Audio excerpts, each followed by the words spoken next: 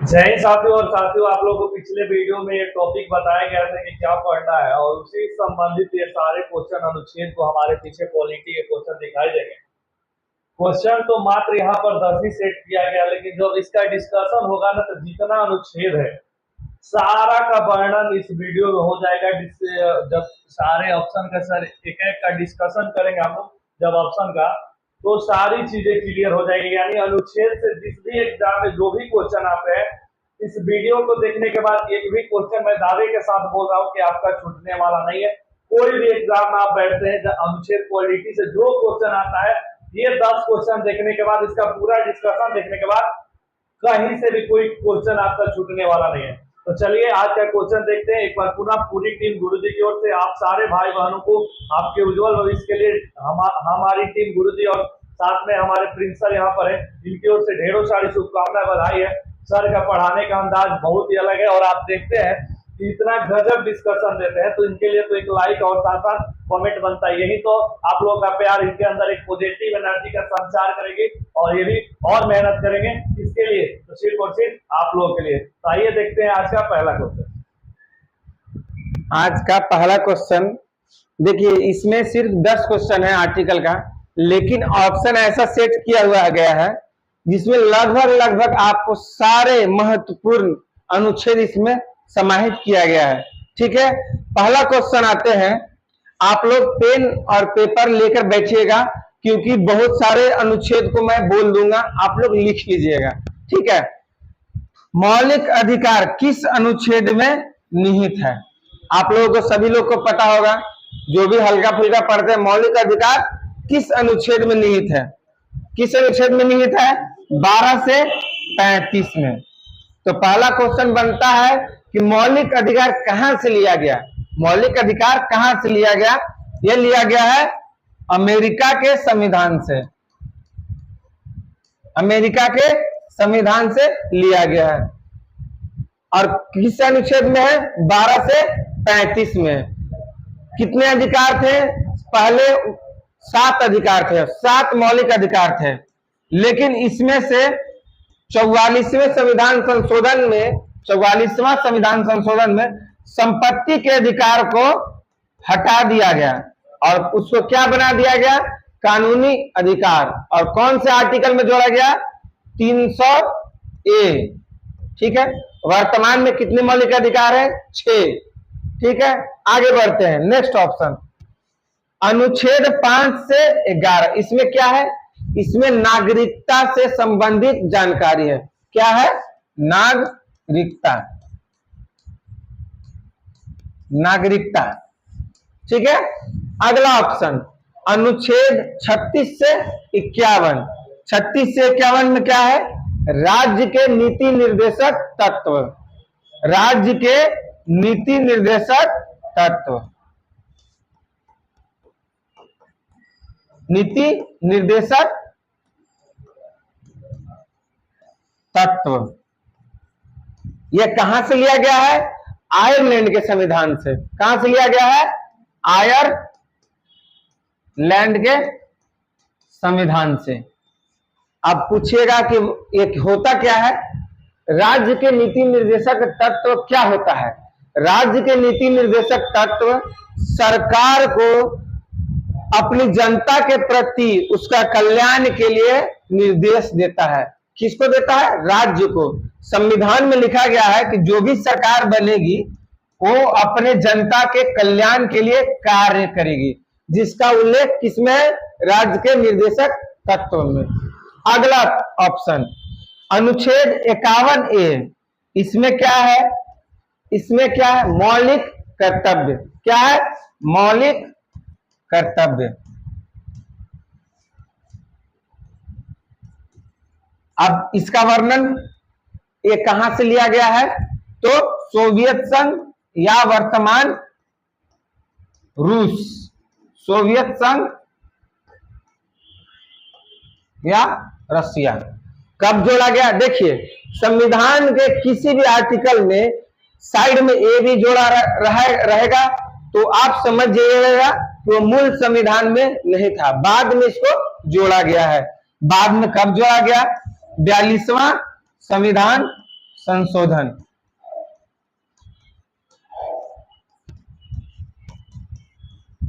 (1976) 1976 में। तो कोई कमेटी बना होगा, तो कौन सा कमेटी? स्वर्ण सिंह कमेटी की सिफारिश पर, स्वर्ण सिंह कमेटी की सिफारिश पर अनुच्छेद 51A में क्या जोड़ा गया? मौलिक कर्तव्य। कितने मौलिक कर्तव्य है? 11। ठीक है, आगे बढ़ते हैं। नेक्स्ट क्वेश्चन कहां से लिया गया? सोवियत संघ, रूस। आगे बढ़ते हैं। अब आते हैं दूसरा क्वेश्चन, समता का अधिकार किस अनुच्छेद में है? समता का अधिकार किस अनुच्छेद में है? हम अभी आपको बताएं कि मौलिक अधिकार कितने थे? 7। वर्तमान में कितने? 6। 6 में पहला समता का अधिकार। समता का अधिकार क्या होता है? कि किसी भी प्रकार का भेदभाव नहीं हो। कितना आर्टिकल में है? 14 से 18।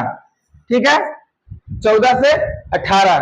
तो 14 से 18 तो कितना आर्टिकल हो गया? 14, 15, 16, 17, 18। 5 आर्टिकल हुए।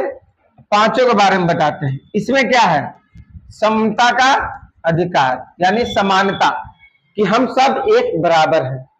आर्टिकल 15 में क्या है? कि किसी भी व्यक्ति को जाति, लिंग, गोरा, काला के साथ भेदभाव नहीं किया जाएगा। किसके साथ? जाति, लिंग, गोरा, काला के लिए उसको भेदभाव नहीं किया जाएगा। आर्टिकल 16 में क्या है? आर्टिकल 16 में है कि कोई भी एग्जाम में आरक्षण यानी उसको अवसर प्रदान किया जाएगा। आरक्षण का प्रावधान आर्टिकल 16 में है। आर्टिकल 17 में क्या है? अस्पृश्यता का अंत, मतलब छुआछूत का उन्मूलन। किसी के साथ छुआछूत का भेदभाव नहीं करना होगा। छुआछूत, भेदभाव। आर्टिकल 18 में क्या है? उपाधियों का अंत। उपाधियों का अंत। जो लंबा है उसको हम बोल दे रहे हैं, आप खुद से लिख लीजिएगा। जो छोटा वर्ड है बोर्ड पर हम लिख दे रहे हैं। उपाधियों का अंत का मतलब क्या होता है? कि आप किसी भी उपाधि का सरकार से बिना पूछे आप नहीं ले सकते हैं, नहीं त्याग सकते हैं।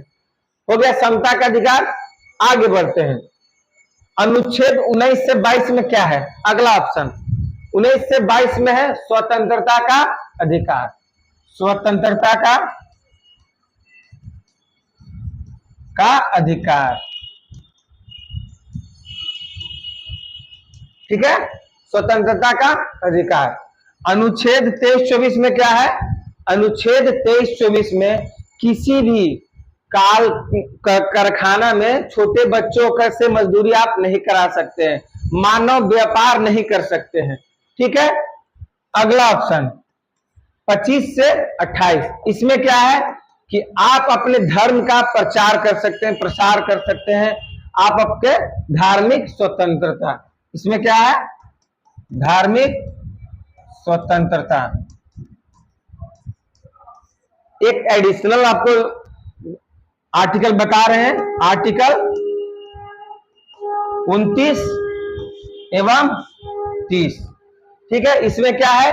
अल्पसंख्यक लोगों के लिए उसको उन लोग के लिए विशेष प्रावधान किया गया है। अल्पसंख्यक वर्गों का विशेष प्रावधान। ठीक है, आगे बढ़ते हैं। नेक्स्ट क्वेश्चन,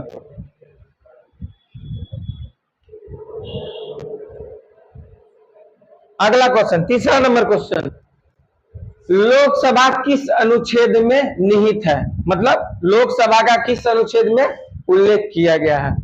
इसका आंसर क्या होगा? इसका आंसर होगा अनुच्छेद 81। तो सबसे पहले आते हैं 81, उसके बाद आते हैं आर्टिकल 79। इसमें क्या है? इसमें संसद का उल्लेख किया गया है। किसका उल्लेख है? संसद का। और संसद में कौन कौन आते हैं? संसद में कौन कौन आते हैं? राष्ट्रपति, राज्यसभा एवं लोकसभा। ठीक है, राज्यसभा का किस अनुच्छेद में उल्लेख है? अनुच्छेद 80। लोकसभा का किस अनुच्छेद में उल्लेख है? 81। ठीक है, संसद पूछेगा तो 79, राज्यसभा पूछेगा तो 80। भारत में दो सभा है, लोकसभा और राज्यसभा। राज्यसभा को क्या बोला जाता है? उच्च सदन एवं अस्थाई सदन। इसका विघटन नहीं होता है, उच्च सदन ही बोला जाता है और अस्थाई सदन उच्च सदन, इसका विघटन नहीं होता है। अस्थाई इसलिए बोला जाता है कि इसको खत्म नहीं होता है। आगे बढ़ते हैं। अनुच्छेद 81 में क्या क्या है? लोकसभा, इसको क्या बोलते हैं? अस्थाई सदन। अस्थाई सदन, हम लोग जो लोकसभा का चुनाव होता है प्रधानमंत्री का, वो जो भी एमपी चुन के जाते हैं इसी लोकसभा में बैठते हैं, इसको अस्थाई सदन बोलते हैं। एवं निम्न सदन, निम्न सदन। ठीक है, आगे बढ़ते हैं। अनुच्छेद 76 में क्या है? अनुच्छेद 76 में भारत के महान्यायवादी का पद है। भारत का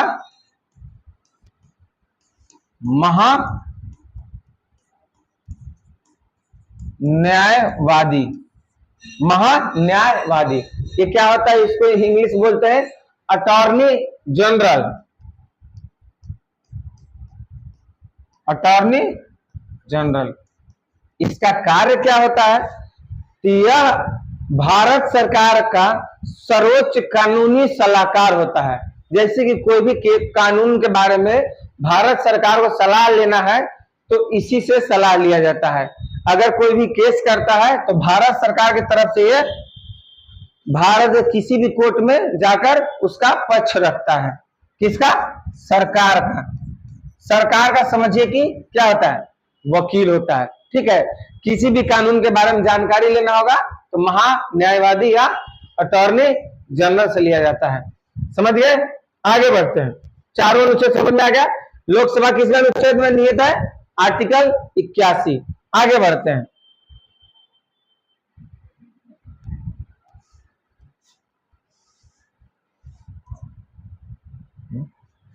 एक मिनट, लिखने वाला कहां गया?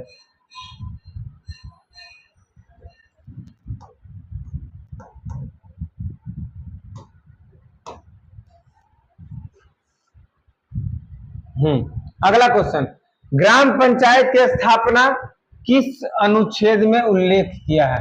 ग्राम पंचायत की स्थापना का उल्लेख किस अनुच्छेद में निहित है? इसका आंसर होगा आर्टिकल 40। आर्टिकल 40 कहां है? डीपीएसपी, उसको बोलते हैं राज्य के नीति निर्देशक तत्व। कहां से लिया गया है? आयरलैंड के संविधान से।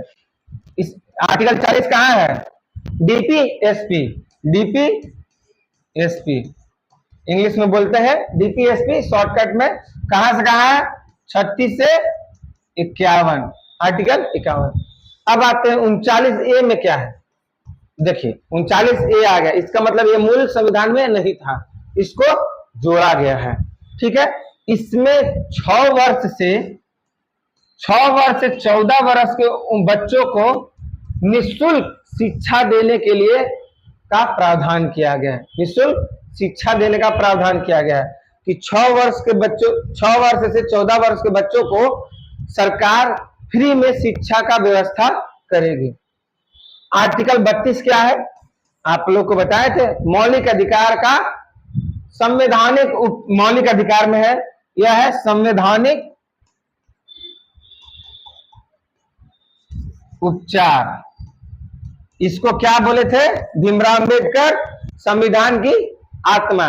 जब भी आपको लगे कि मेरा मौलिक अधिकार का हनन हो रहा है किसी भी व्यक्ति के द्वारा, उसके खिलाफ आप सुप्रीम कोर्ट में आर्टिकल 32 के तहत जा सकते हैं एवं उच्च न्यायालय यानी हाई कोर्ट में आर्टिकल 226 के तहत उस पर कानूनी कार्रवाई कर सकते हैं। समझ में आ गया। आर्टिकल 32 सुप्रीम कोर्ट,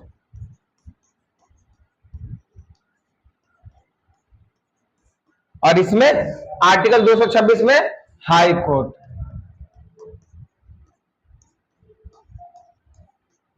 ठीक है, अगला ऑप्शन है अनुच्छेद 44। अनुच्छेद 44 में क्या है? समान नागरिक संहिता।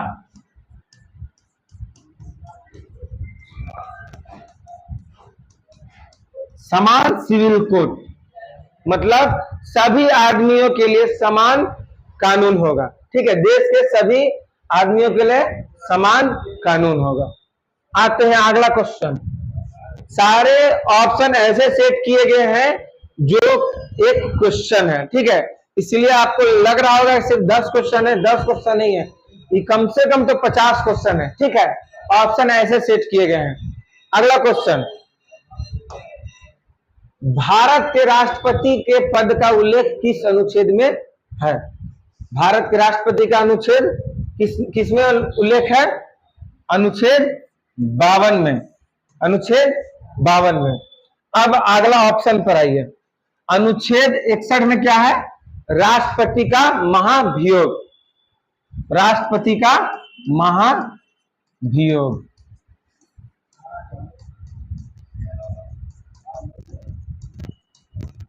ये महाभियोग क्या होता है? महाभियोग क्या होता है? तो महाभियोग राष्ट्रपति को हटाने की एक प्रक्रिया है। राष्ट्रपति को हटाने की प्रक्रिया है। ठीक है, अगर राष्ट्रपति को हटाना है तो आप महाभियोग लगा सकते हैं। कितना आर्टिकल? आर्टिकल 61 के तहत। लेकिन किसी भी कारण से आप नहीं लगा सकते हैं। उन पर आरोप होना चाहिए कि वो संविधान का दुरुपयोग कर रहे हैं। ठीक है, महाभियोग लाने से पहले उनको 14 दिन पहले उनको इंफॉर्मेशन देना पड़ेगा, आपको सूचना देना पड़ेगा कि आपके ऊपर महाभियोग लगाया जा रहा है। ठीक है, आगे बढ़ते हैं। अनुच्छेद 63 में उपराष्ट्रपति के पद का उल्लेख है। किसका उल्लेख है? उपराष्ट्रपति।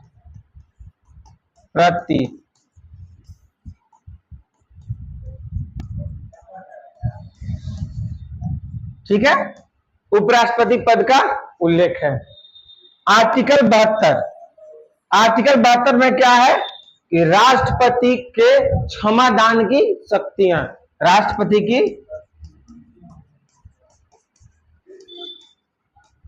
क्षमादान की शक्ति।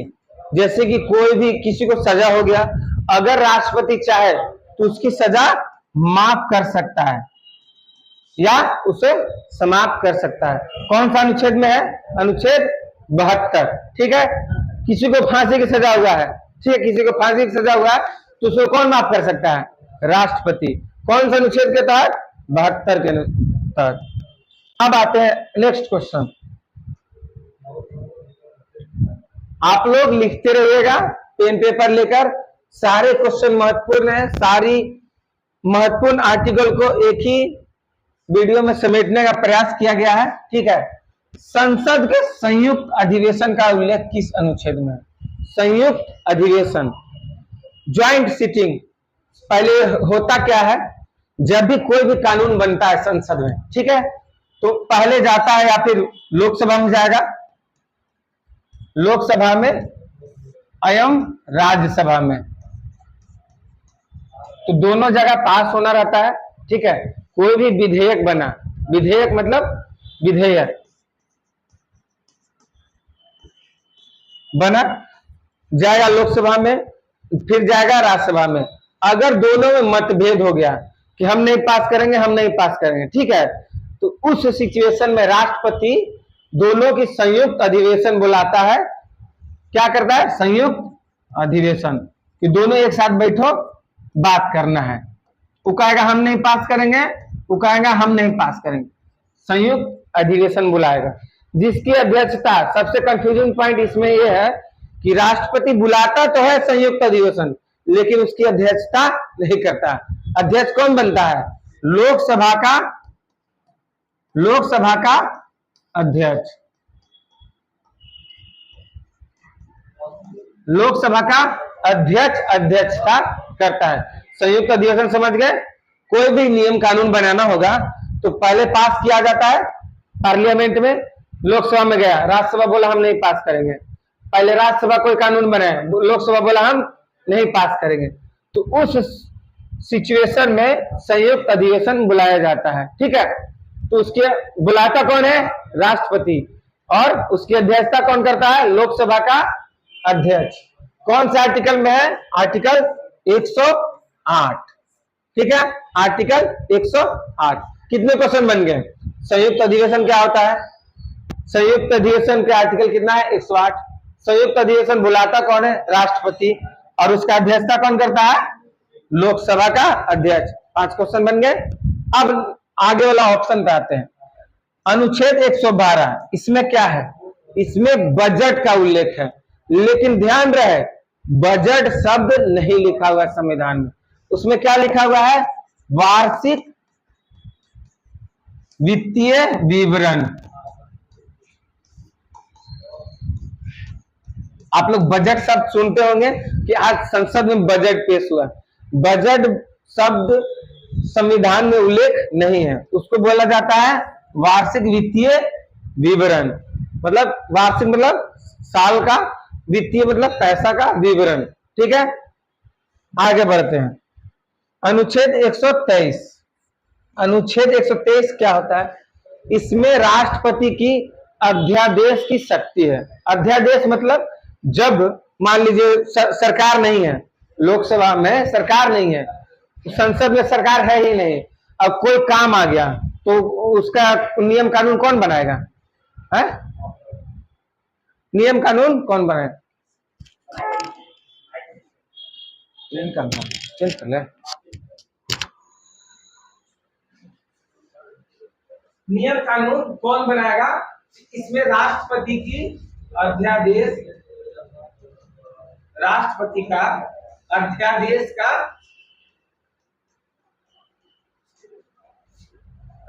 उल्लेख है। जैसा कि देखिए, मान लीजिए संसद का सत्र नहीं चल रहा है, कोई इमरजेंसी आ गया, काम आ गया, ठीक है, नेशनल इमरजेंसी लगा हुआ है, उस समय संसद का सत्र नहीं चल रहा है, तो उसके लिए क्या किया जाता है? राष्ट्रपति एक अध्यादेश लाता है। अध्यादेश का मतलब कानून, कानून। ठीक है, कानून बनाता है। तो राष्ट्रपति के अध्यादेश की शक्ति आर्टिकल 123 में। समझ में आ गया? आगे बढ़ते हैं। 124, आर्टिकल 124, इसमें सुप्रीम कोर्ट का उल्लेख है। किसका उल्लेख है? सर्वोच्च न्यायालय। सर्वोच्च न्यायालय अर्थात सुप्रीम कोर्ट।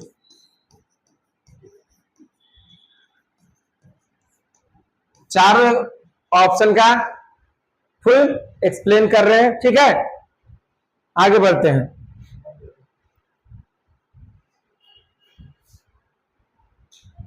अब आते हैं, सुप्रीम कोर्ट हो गया, अब आते हैं हाई कोर्ट, यानी उच्च न्यायालय का गठन किस अनुच्छेद में उल्लेख है? हाई कोर्ट यानी उच्च न्यायालय, उच्च एवं उच्चतम, उच्च न्यायालय, इसका उल्लेख किस अनुच्छेद में है? 216। ठीक है, उच्च न्यायालय का गठन 216 में है। अब आगे बढ़ते हैं। 155 में क्या है? 155 में राज्यपाल की पद, राज्यपाल की नियुक्ति। किसी स्टेट में एक राज्यपाल होता है, राज्य में राज्यपाल की नियुक्ति।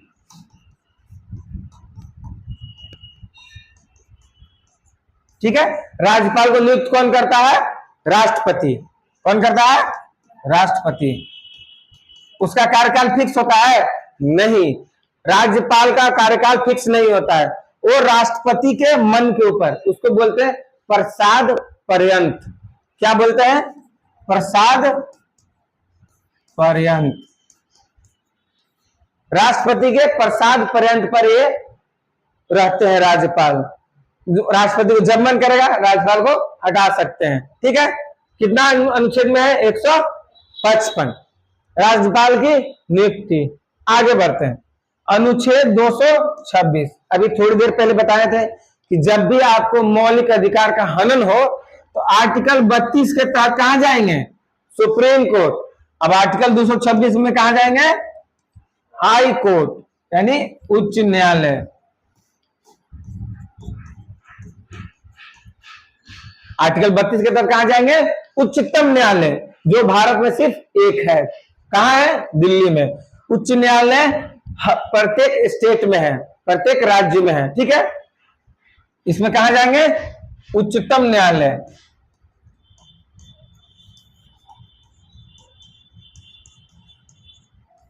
ठीक है। आर्टिकल 213 अभी बताएं कि आर्टिकल 123 से राष्ट्रपति अध्यादेश जारी करता है। आर्टिकल 123 में कौन अध्यादेश जारी करता है? राष्ट्रपति। तो वही नियम राज्यपाल को भी मिला होगा। तो आर्टिकल 213 में राज्यपाल अध्यादेश जारी करता है।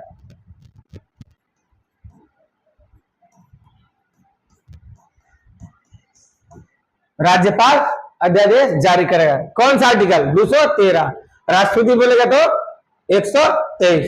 226 में मौलिक अधिकार का हनन होगा तो कहां जाएंगे? हाई कोर्ट में। अब 32 से कहां जाएंगे? सुप्रीम कोर्ट में। ठीक है। 216 में क्या हो गया? हाई कोर्ट का गठन। 155 में राज्यपाल की नियुक्ति कौन करेगा? राष्ट्रपति करेगा। ठीक है। आगे बढ़ते हैं, क्वेश्चन नंबर 8। निर्वाचन आयोग का उल्लेख किस अनुच्छेद में निहित है? निर्वाचन आयोग, इलेक्शन कमीशन। निर्वाचन आयोग मतलब इलेक्शन कमीशन, जो चुनाव करवाता है। किस अनुच्छेद में है? अनुच्छेद 324 में। किसमें है? अनुच्छेद 324 में। अब आगे आते हैं 312 में। क्या है इसमें? अखिल भारतीय संघ, all India service. Akhil Bharatiya संघ का गठन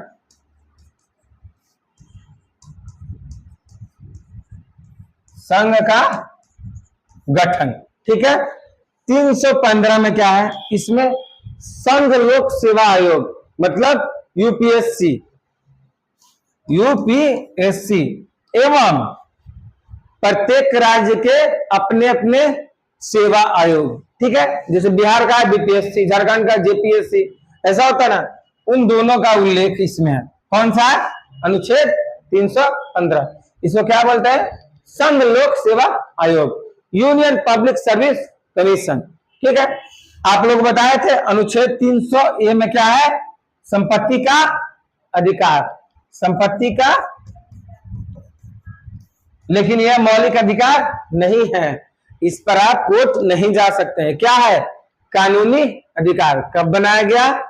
44वें संविधान संशोधन 1978।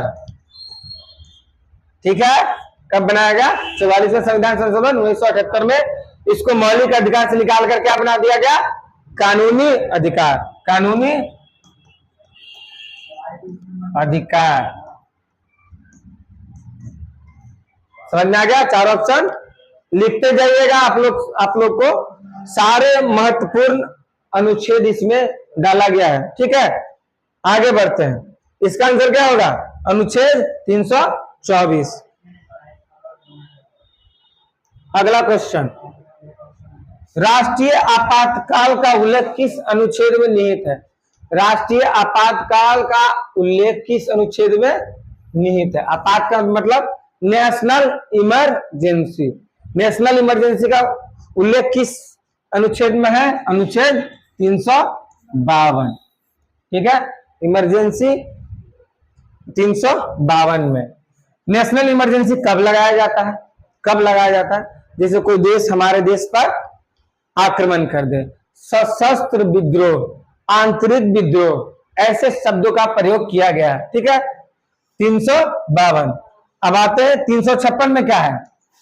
356 में है राष्ट्रपति शासन लगाना किसी भी राज्य में। जैसे कि बिहार में अब तक 8 बार राष्ट्रपति शासन लग चुका है। ठीक है। राष्ट्रपति शासन कब लगेगा? जब वहां का राज्यपाल को लगेगा कि यहाँ पर मुख्यमंत्री जो अच्छे से काम नहीं कर रहे हैं, संविधान का पालन नहीं कर रहे हैं, तो वो अपनी मर्जी से आर्टिकल 356 के तहत क्या लगा सकते हैं? राष्ट्रपति शासन। राष्ट्रपति शासन 356 में, ठीक है। एक और एडिशनल आपको कर देते हैं, आर्टिकल 360 में क्या है? वित्तीय आपातकाल। वित्तीय, ये क्या होता है? वित्तीय आपातकाल अभी तक तो भारत में नहीं लगा है। वित्तीय आपातकाल ये होता है कि भाई देश में पैसा का कमी हो गया, इसलिए हम आपातकाल लगा रहे हैं। अभी तक भारत में एक भी बार नहीं लगा। कितना है? आर्टिकल 360 में। अब आते हैं आर्टिकल 343। आर्टिकल 343 में क्या है? भाषा का उल्लेख है। भाषा का उल्लेख है। कल ही आप लोगों को बताए थे कौन सा अनुसूची में है? 8वां अनुसूची। 8वीं अनुसूची। मूल संविधान में कितने भाषा थे? 14। अभी वर्तमान में कितने हैं? 22। ठीक है, अभी वर्तमान में 22 भाषा है। अब आते हैं 368। 368 के तहत क्या होता है? संविधान संशोधन का उल्लेख है। संविधान संशोधन। इसमें क्या होता है? जैसे कि हमको आर्टिकल संविधान में कोई भी चीज जोड़ना है या फिर कोई भी चीज हटाना है, तो उसमें संविधान संशोधन किया जाता है अनुच्छेद 368 के तहत। ठीक है, अभी जीएसटी वाला संशोधन किया गया। जीएसटी वाला संशोधन किया गया 101वां संविधान संशोधन, तो इसको बोलते हैं संविधान संशोधन। कौन सा आर्टिकल? आर्टिकल 368। संविधान में कोई भी चीज जोड़ना है या फिर उसमें से हटाना है, उसको किसके जरिए होता है? संविधान संशोधन। ठीक है, कि हम ये चीज आपको हटा रहे हैं संविधान से, या फिर एक कानून, नया कानून जोड़ रहे हैं। कौन सा आर्टिकल? 368। नेक्स्ट क्वेश्चन है, अंतिम क्वेश्चन।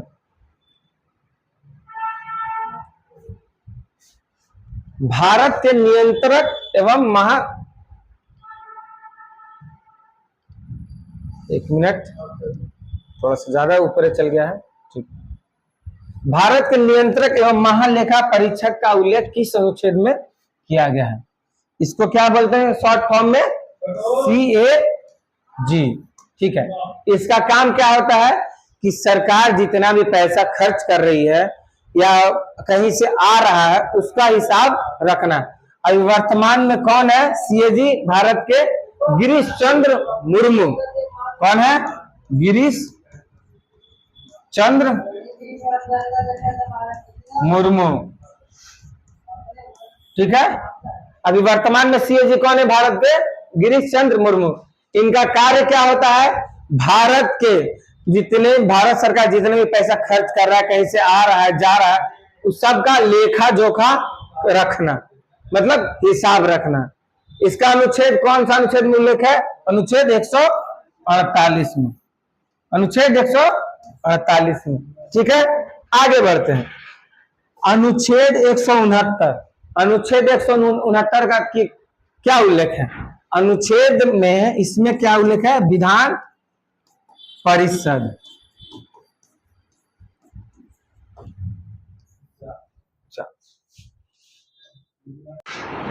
हो गया। इस सेट का 10वां एवं अंतिम क्वेश्चन, 10 नंबर क्वेश्चन, इसमें क्या है? भारत के नियंत्रण एवं महालेखा परीक्षक किस अनुच्छेद में निहित है? ठीक है, भारत के नियंत्रक एवं महालेखा परीक्षक का उल्लेख किस अनुच्छेद में निहित है? तो सबसे पहले जानते हैं इनका कार्य क्या है। इनको शॉर्ट फॉर्म में बोला जाता है CAG। इनका काम होता है कि भारत सरकार के द्वारा जितने भी पैसे आए व्यय, मतलब जो खर्चा हो रहा है, कहां से पैसा आ रहा है, सारे चीजों का हिसाब रखना। ठीक है, सीएजी का कार्य होता है। वर्तमान में सीएजी कौन है? गिरीश चंद्र मुर्मू। गिरीश चंद्र मुर्मू,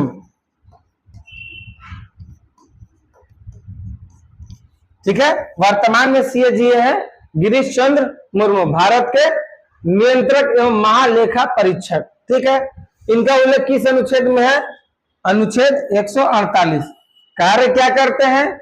सरकार के जितने भी आय व्यय, मतलब पैसा आमदनी कहां जा रहा है, कौन कौन सी योजना में खर्चा हो रहा है, सारे चीजों का हिसाब रखना सीएजी का कार्य होता है। Next option, option article number 165।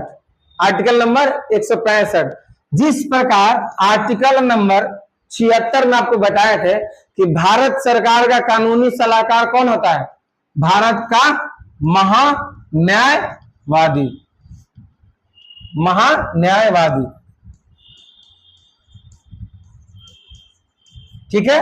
महान्यायवादी कि भारत सरकार को कोई भी कानूनी सलाह चाहिए होता है तो महान्यायवादी का उल्लेख है, ये आपको मदद करते हैं भारत सरकार को। तो उसी प्रकार राज्य सरकार में भी होगा, तो राज्य सरकार के महाअधिवक्ता बोला जाता है, उसका उल्लेख किसमें है? आर्टिकल 165, राज्य का महाअधिवक्ता।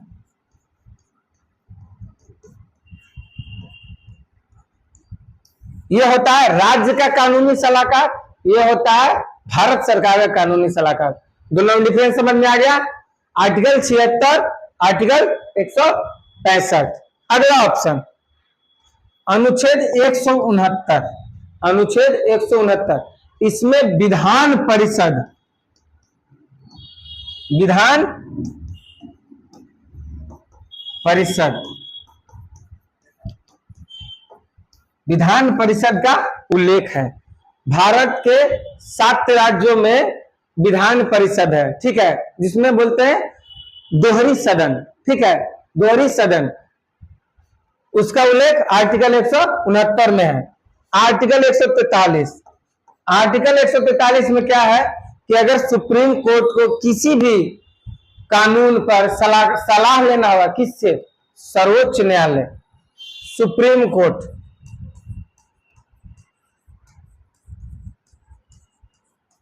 इसमें है राष्ट्रपति सुप्रीम कोर्ट से किसी भी कानून के बारे में, किसी भी विधेयक के बारे में अनुच्छेद 143 के तहत उससे परामर्श कर सकता है, लेकिन राष्ट्रपति को यह जरूरी नहीं है कि सुप्रीम कोर्ट का बात माने ही, ठीक ना।